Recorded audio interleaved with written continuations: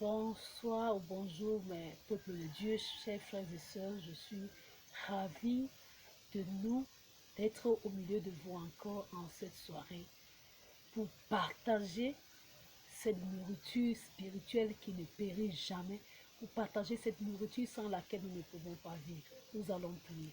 Seigneur, nous te disons merci, nous te rendons gloire pour ce que tu as permis encore que cela soit possible en cette soirée, afin que mes frères et moi nous puissions, Seigneur, nous abreuver et nous nourrir, Seigneur Jésus-Christ, à tes pieds, afin que, Seigneur, nos vies deviennent les vies les plus meilleures que celles que nous étions. Seigneur, que à travers ta parole en cette soirée, que quelque chose de particulier se passe dans nos vies. Que à travers ta parole en cette soirée, que, Seigneur, tu ouvres l'entendement de ton peuple, de ceux qui écouteront cette parole, afin que, Seigneur, que cela puisse être comme un baume, comme un remède pour venir rebuster la vie de quelqu'un. Seigneur, pour venir arracher, Seigneur, quelqu'un de la tristesse, de la frustration, Seigneur, de la colère, Seigneur, du désespoir, afin que cette parole de ce soir soit comme un boost, quelque chose qui vient booster la foi de tes enfants.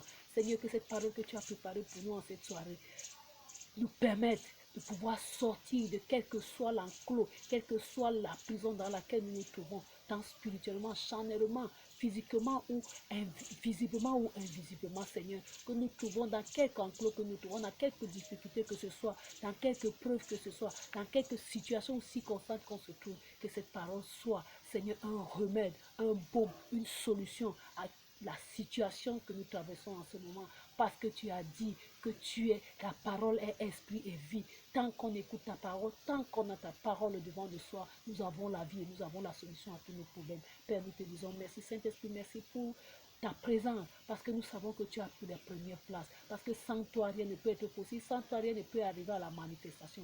Que cette parole que tu nous as donnée ce soir, Seigneur, que cela puisse toucher la vie de quelqu'un, que cela puisse transformer la vie de quelqu'un, que cela puisse donner de la joie dans la vie de quelqu'un, que cela puisse apporter la solution dans la vie de quelqu'un en cette soirée, afin que le monde sache que tu vis et que toi tu agis encore. C'est au nom puissant de Jésus-Christ que j'ai ainsi prié. Amen. Ce soir, j'aimerais commencer par une adoration. C'est ce que le Saint-Esprit a mis dans mon esprit, afin qu'en ce soirée, avant d'entrer dans cette exhortation dont le Saint-Esprit m'a mis à cœur de transmettre au peuple de Dieu, je voudrais que chacun dispose de son esprit, chacun dispose de son cœur pour l'adorer en cette soirée, parce qu'il est digne d'adoration, il est digne de louange, il est digne de toute chose. Ouvre ton cœur et reçois cette adoration afin qu'elle fasse quelque chose de particulier dans ton cœur en cette soirée, afin que cela prépare, dispose de ton cœur à recevoir cette parole qui, elle, viendra clôturer et faire l'apothéose de tout ce qui devait se faire dans la vie de chacun de nous en cette soirée. Tu es tout pour moi, tu es le Tout-Puissant, tu es le Tout-Puissant, tu es le Tout-Puissant, tu règnes. You're all I want. You're all I ever needed. You're all I want. Let me know you are here. You're all I want. You're all I want. Oh Jesus, you're all I ever needed. You're all I want. Let me know you are here. Tu es tout pour moi, tu es tout pour moi. Personne ne peut rien dans ma vie, tu es tout pour moi. Garde-moi, garde-moi près de toi. Oh Seigneur, tu es tout pour moi.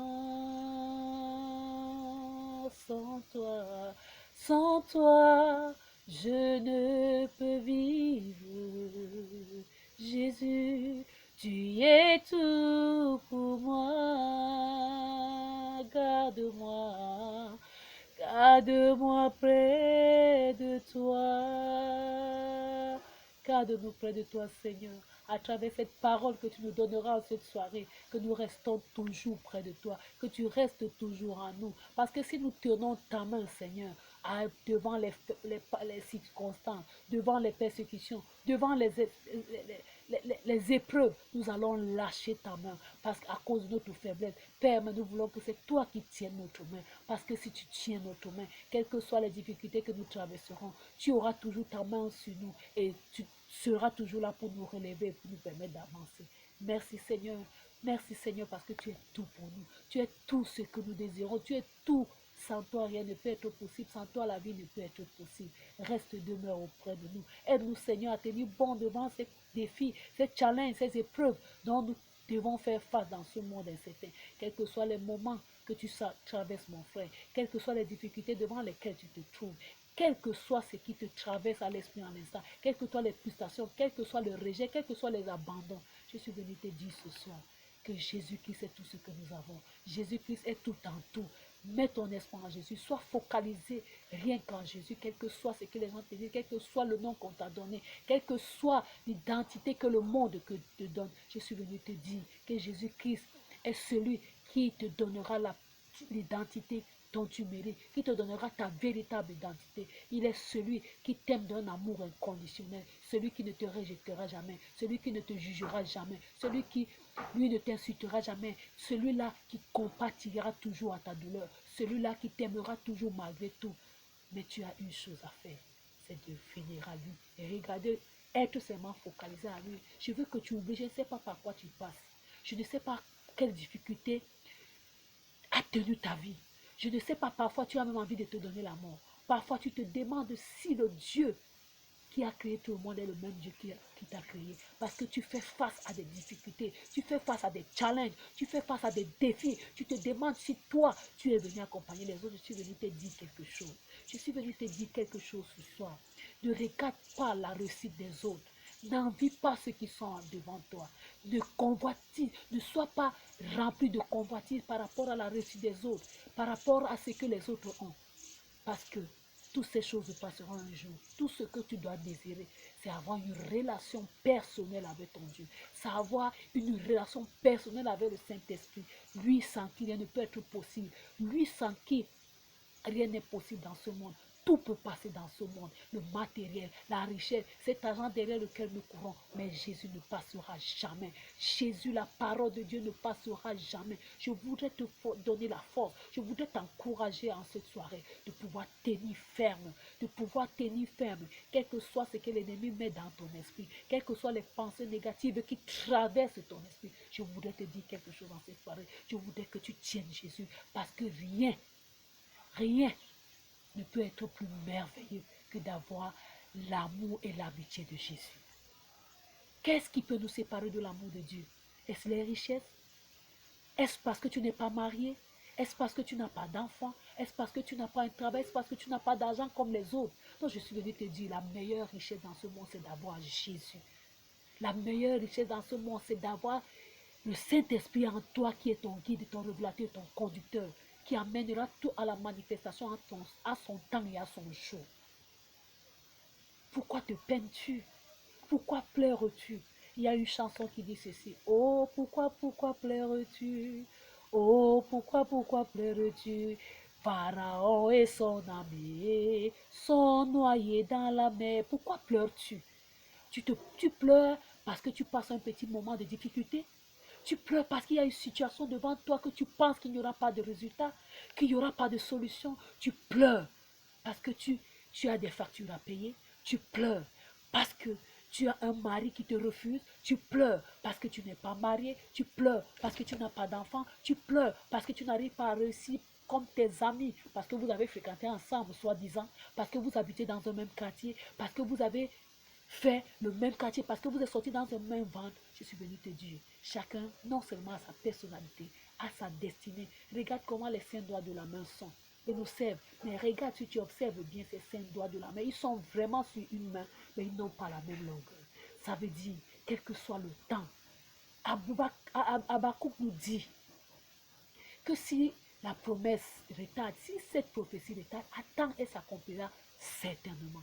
Et je veux lire en ce soir le passage qui nous a été donné pour nous exhorter. La Bible nous dit dans 2 Pierre chapitre 3, à partir du verset 9 jusqu'au verset 11. Je voudrais que tu écoutes attentivement, toi qui te plains.